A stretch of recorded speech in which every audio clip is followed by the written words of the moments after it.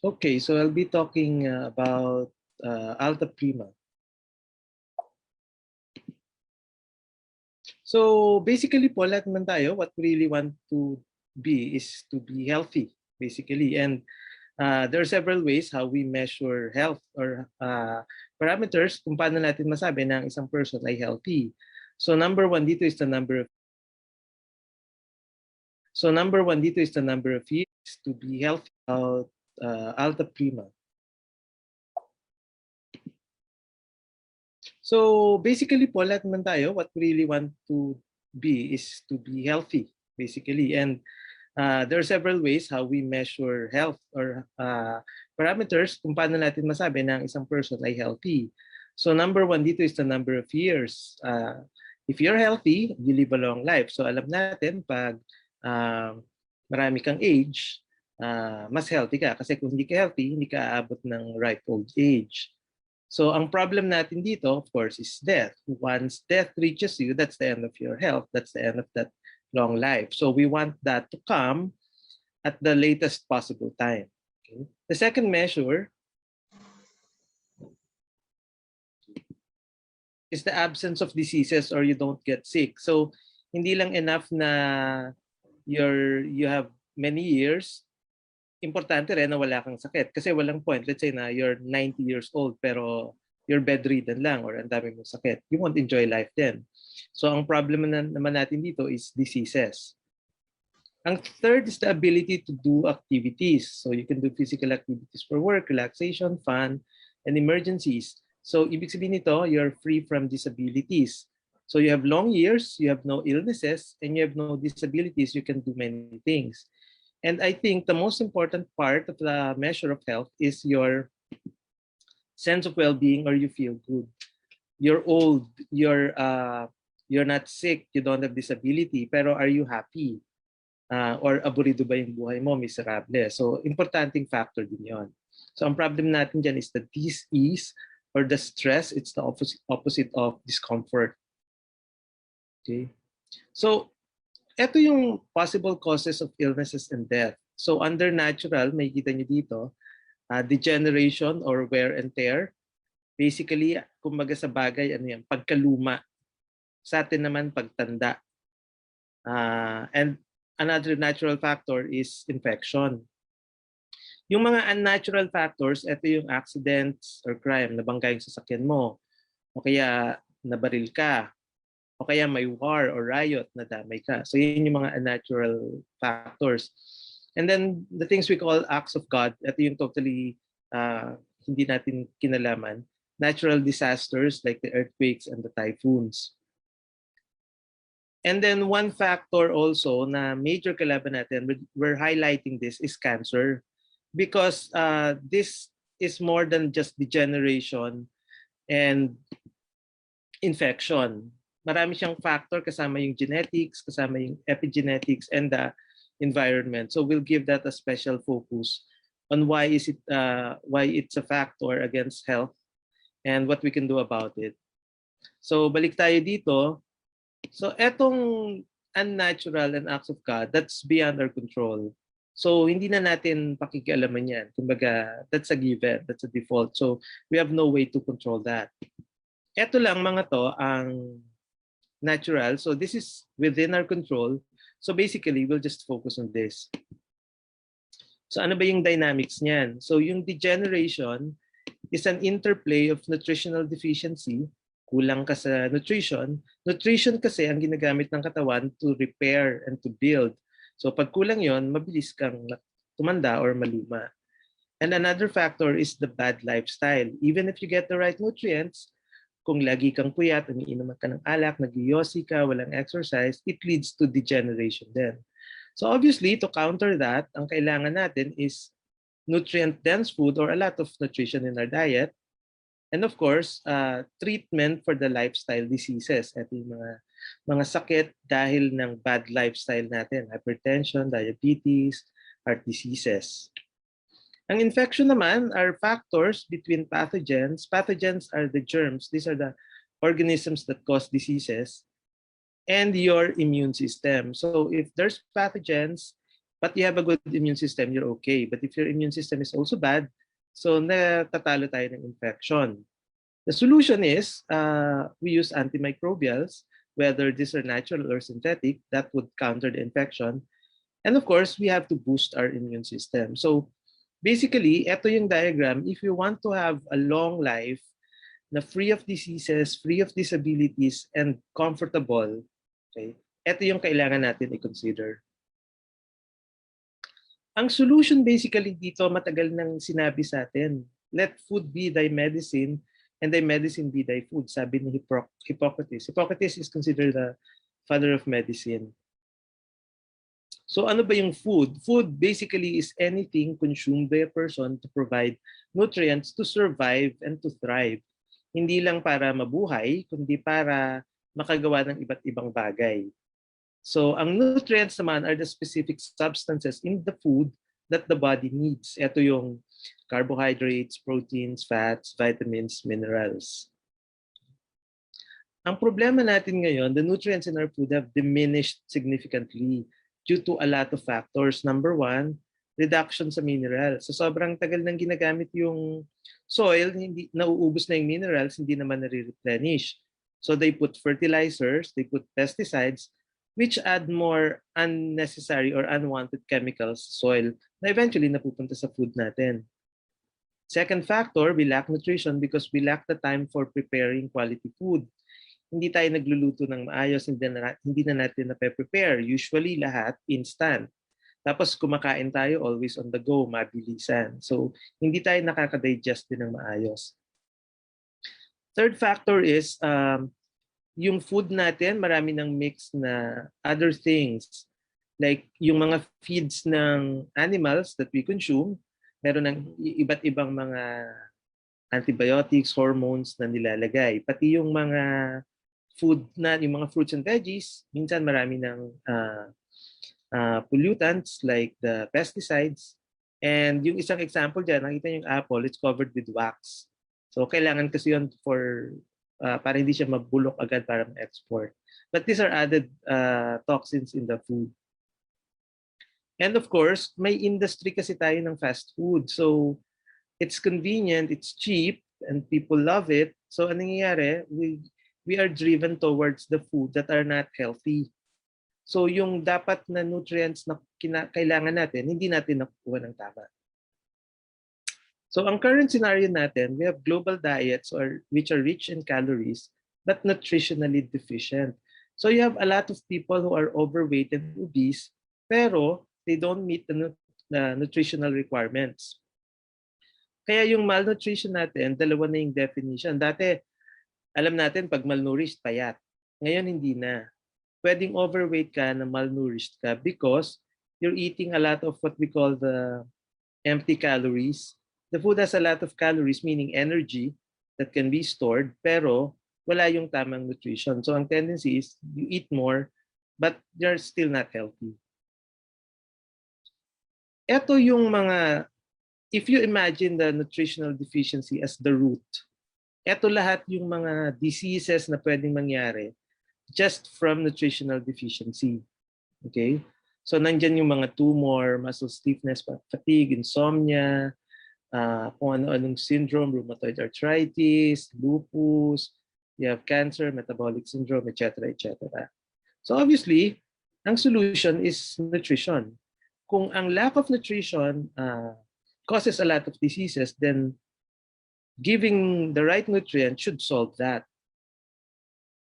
And unfortunately, nutritional deficiency still occurs because we're not getting enough food and yet we're consuming a lot of energy. Because when you go out, there's already a lot of pollution, so you have to fight that. We're in the pandemic now, so your body requires more energy, more nutrients to fight them off.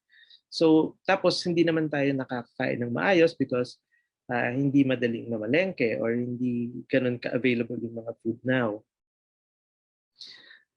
We need to understand these three things. Number one, we have stored nutrients. Ito yung mga nutrients na pwede nating itago, i-reserve. So ito yung calcium na nakastore sa bones natin. Ito yung mga iron na nasa liver natin. So if we need to make new blood cells, may mahuhugot tayong iron. If we need to repair bones or we need to neutralize acids in the body, we have stored calciums in our bones and teeth. Now, there are also those nutrients that we do not have and we have to import them. Ito yung mga hindi natin nagagawa like vitamin C, wala tayo niyan. Yung mga essential amino acids na tinatawag natin, yun din hindi natin na-produce, so we need to get more of them, we need to eat. And a third principle is the body will always prioritize survival. So kung ano yung mas importanteng part, tas limited yung nutrients mo, dun niya ilalagay yung nutrition. So ito yung scenario. The heart will do everything to keep itself working kasi it's very important. When your heart stops, you die. Okay? As a survival machine, it requires more nutrients to keep the body alive. So here's a scenario. What if you run out of stored nutrients and you don't get enough imported nutrients? First scenario, vitamin A. It's needed by the heart and eyesight. But the heart also needs vitamin A. Okay? And the heart function is more important, so the heart is prioritized. So mangyayari, you're alive, but you can go blind. Kasi yung limited vitamin A na dapat napupunta sa mata, mapupunta sa heart. Second scenario is vitamin E, again, it's needed by the heart and the skin. Heart function is more vital than healthy skin, so heart is prioritized. So you're alive, but you develop wrinkles and you age faster. Okay? Meaning, kung anong mas importante, yun yung uunahin ng katawan na bigyan ng nutrients. So the key, of course, is you make sure na you have adequate nutrition. Kasi pwedeng mangyari dyan, you're alive, but you have wrinkles. You're alive, but you have heart disease. You're alive, but you have joint pains. You're alive, but you have weak bones. Kasi kulang yung nutrition. So ang solution natin dyan is spirulina. Okay? Spirulina is the oldest food organism in the world. It's much older than the existence of human beings. It's a microscopic organism. It's a bacteria, a cyanobacteria, meaning blue bacteria. Okay, it contains 100 synergistic nutrients. It's basically your multivitamins and minerals in bacterial form. Okay, kaya sa tinawag na spirulina kasi spiral yung ano. Now I just want to correct a misconception here. Spirulina is not an algae. It's not an algae. So hindi siya kasama dun sa kagaya ng chlorella. Okay, it formed completely from a different line. So kaya meron pa ring spirulina. Chlorella evolved from something else. So evolved na siya. Okay. So ito yung equivalent nutrients ng spirulina if we have 3 grams of it. So it has 3 kilos of, ang equivalent niya is 3 kilos of assorted fruits and vegetables, 3 times more calcium and vitamin E than milk, 48 times more iron than spinach, 6 times more vitamin B12 than beef and liver, 500 times more beta-carotene than apple, 15 times more vitamin B1 than sardines. Nakakapagod, ang dami. Okay, etc., etc. So basically, what we're trying to point out here is per weight, yung spirulina mo will pack so much more nutrients than your regular food. So ito yung list ng mga nutrients na yon. So you have the long list of vitamins there. You have the minerals. You have the amino acids. Etong amino acid na essential, it means our body cannot produce it. So we have to get it from diet. The non-essentials, meaning ito yung napoproduce natin. And then it also has a lot of these anti-cancer components. Okay, they're not really for nutrition, but they're more for functional. Spirulina is both nutritional and functional food. And then these are just basically the breakdown of those categories. Now, not all spirulina brands are equal. You see a lot of spirulina in the market. What makes our product stand out is because we can demonstrate all these different colors. These colors represent the nutrients that are there. The green is the chlorophyll, the carotenoids is the red, the phycocyanin and the yellow carotenoids all here. Now, these two, the red and the green, we can demonstrate them in the same glass. Depending on the angle of the light, if your spirulina is the quality type of spirulina, you can see both the red and the green at the same time. If you're only seeing just one color, that's poor quality. And also this, not a lot of spirulina brands can produce these pigments when tested. And some do, but very pale, not as bright as these ones. So this is one test we're using. We just use here oil and water, and we can demonstrate these things. This is one advantage you have with the product. You know that the spirulina is quality. So now we understand here that degeneration can be resolved, or we can address this simply by giving you a lot of nutrition. And we've shown spirulina is one of them. So let's move on. Now, I'm sure you've heard of vitamin C. It's very popular. But let me tell you something new about this. Okay, vitamin C, well, okay, this is basic for most people. It has several functions, and one of them is for the synthesis of collagen. Collagen is the cementing matrix of the body. That's what holds us together, keeps our tissues together. It also helps transport energy into the cells to be used for energy. So yung fat cells natin, kailangan ng vitamin C to be converted to energy. So if you're trying to lose weight, you want to burn fats, you'll burn fats faster if you have good vitamin C in your system. It also inhibits bacterial invasion and growth. It strengthens immune cells and fight pathogens. That's why it's a very common advice now when you're sick with an infection, you take vitamin C. It's also a powerful antioxidant. We will explain that later. Basically, what it does is to prevent cells from damage. And then it's involved in the synthesis of norepinephrine, a neurotransmitter responsible for regulating our stress levels. So if you see someone very stressed, it's parang hindi ma-manage yung stress, chances are baka kulang yung vitamin C niya or wala siyang vitamin C. And then it also helps create the amino acid tyrosine, which is an important component of the proteins and some hormones. Okay. Unfortunately, all of the vitamin C in the market today are not vitamin C, but merely synthetic ascorbic acid. Vitamin C and ascorbic acid are not the same. Okay. So this is how you make vitamin C. Vitamin C is very popular to be sold because it's cheap. You can produce it in the laboratory. When we were in college, we were producing this as a project. That's how easy it's being done. So you start with the vegetable starch, and then a series of chemical reactions, and then you end up with ascorbic acid. Unfortunately, ascorbic acid is acidic. It doesn't sit well in your stomach. So they came up with trying to make ascorbic acid a little alkaline. So they mix sodium bicarbonate and isopropranolol. It's an alcohol. And you come up with a sodium ascorbate. It's the alkaline salt of ascorbic acid. Okay. Now, to illustrate, this is a lettuce. Okay, this is not a garden salad. This is a garden salad. You see the difference. Okay.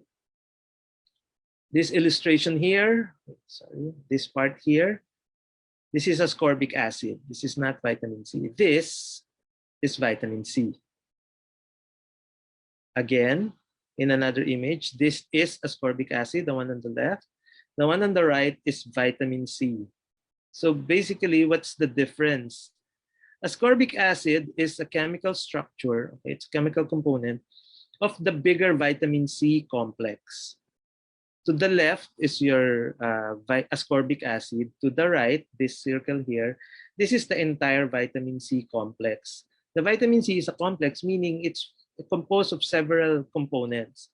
The ascorbic acid is just one part of it on the outer part. It still has tyrosinase in the inside, K factor, J factor, P factor, ascorbinogen, bioflavonoids, and other complexes. Okay, what's the relevance? Ascorbic acid needs all these components for ascorbic acid to be used by the body. Sometimes you have these components inside your system because you get them from the diet, but most of the time you don't. Or if you do, they're in very small amounts. So if you take a ascorbic acid or anything ascorbate, okay, you're not maximizing the potential of the vitamin C. A lot of it you just throw out through your urine. Okay, so that's the difference. Ascorbic acid is just one component of the vitamin C complex, much like a leaf of lettuce is just one part of a garden salad. We want the garden salad, not just the leaf. Okay, and the best source of vitamin C, of course, is still your fruits and vegetables. They're the natural sources of vitamin C complex. And among these fruits, the one with the highest level of vitamin C that we know, second, is the camu camu berry. Okay, it's found in Peru and Brazil in the Amazon rainforest, and it is known to have the highest vitamin C complex. Okay, so again, we already know degeneration, we already know infection. So we go to cancer. As I said, this is very different from the others because it involves a lot of factors. Normally, as we grow or as we change our skin, or when the lining of your mucosa, let's say in your mouth, regrows or rejuvenates, nagkakaroon ng cell division. So dumadami siya.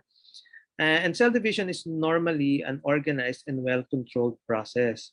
Halimbawa, pag nasugatan ka, magkakaroon ng mga cell division sa skin para ma-replace yung kulang dun sa sugat. And that's very organized. Okay? Oxidative stress is what happens when under sometimes, well, most of the time, natural circumstances. This is the natural flow of things.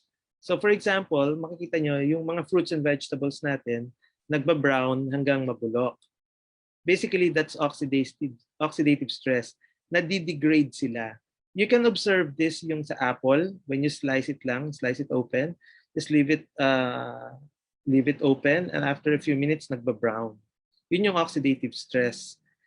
Ang pinaka-common siguro na makaka-relate tayo dito is ferrous oxide or rust, yung kalawang. So pag na-expose sa air and water yung iron, nagkakaroon ng kalawang. Okay, so parang ganun yung chemical reaction na nangyari sa oxidative stress. So sa normal cell naman, ito sa left, pag nagkaroon ng free radicals are the thing that cause the oxidative stress.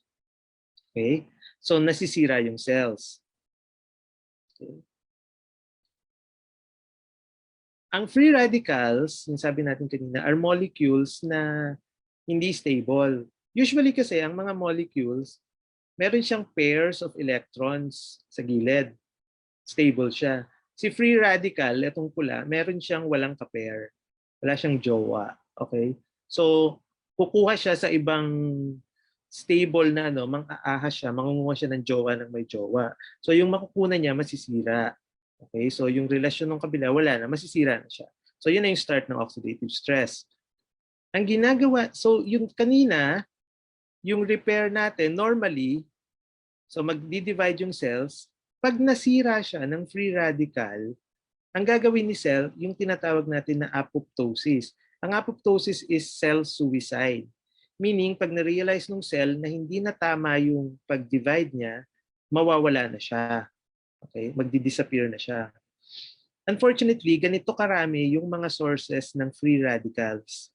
Okay, yung UV, air pollution, radiation, kahit yung inflammation sa katawan natin from processed food, from medications, from infection, our own metabolism, smoking, secondhand smoking, ang dami-daming pinanggagalingan ng free radicals. So, na-overwhelm yung cell, hindi na siya nakakapag-apoptosis. Instead na mawala siya, dumadami siya na error. And eventually, etong error na to ang mag-lead into cancer. Okay? So ano ngayon si antioxidant? Si antioxidant naman, remember kanina, eto si free radical, nang aagaw siya ng electrons dito sa stable molecule. Si antioxidant may extra. Binibigyan niya si free radical para may ka-pair na siya. Hindi na siya mga agaw, hindi siya maninira. Okay? So pag antioxidant ka, meron kang nadodonate na pang-pair, so hindi na kikilo si free radical. Walang tissue damage na mangyayari. Yun ang action ng antioxidants. Okay. And like vitamin C, ang antioxidants ay nakukuha natin naturally sa fruits and vegetables. Now, among the fruits and vegetables, the fruit that has been documented to have the highest antioxidant activity is the aronia berry or melanocarpa. So makikita nyo dito, ito yung graph ng iba-ibang berries at yung kanilang antioxidant activity. Ang ibig sabihin ng ORAC value is oxygen radical absorbance capacity. It's a measure of gaano karaming oxygen radicals yung nakukuha mo. Iba yung antioxidant value. Ang antioxidant value is gaano karami ang antioxidants mo. Pag ORAC value naman is gaano ka-active ang mga antioxidants mo. Meaning, pwedeng mataas ang antioxidant value pero mababa ang ORAC value kung hindi siya active. Pwede rin namang mas konti yung antioxidant value pero lahat sila active, 100, 90% active. So pwede siyang magkaroon ng mas mataas na ORAC value. Okay?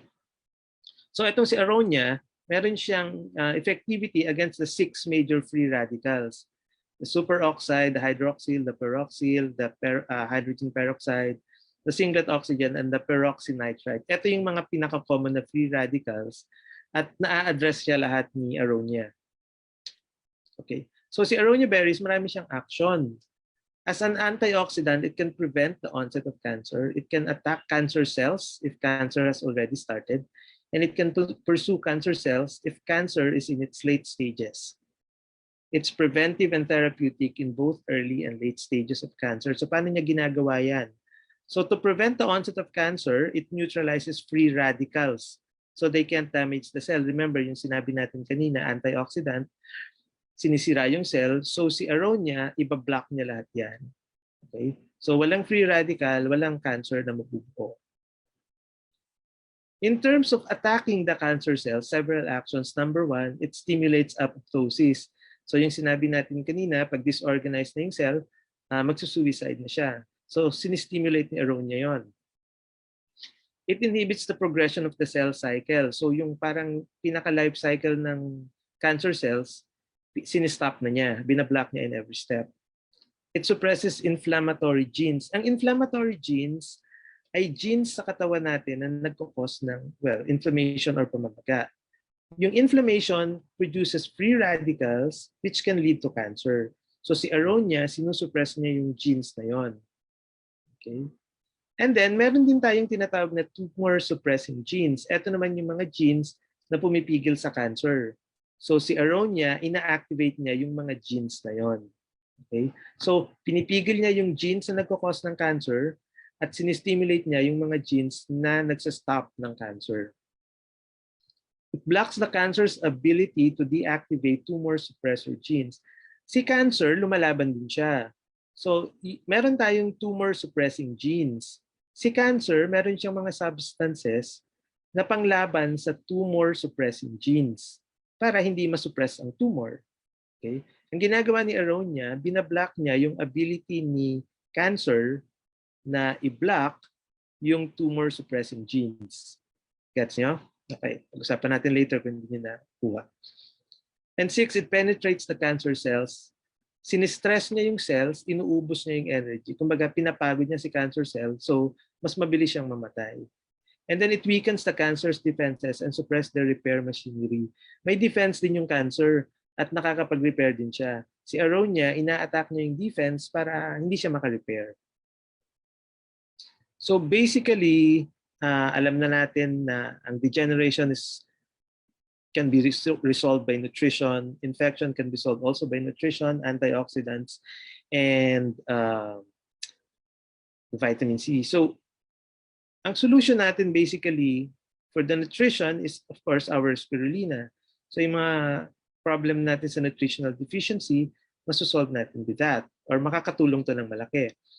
For the free radicals, and then for the tissue repair, nandiyan naman also for infection, nandiyan yung ating camu-camu berry. And then the aronia for the major antioxidants and cancer fighting. So lahat yan nandito sa product natin na Altaprima. So basically, ang intake natin dito is 1 capsule daily or as recommended by your physician. Okay? Paunawa, ang Altaprima ay hindi gamot at hindi dapat gamitin gamot sa anumang uri ng sakit.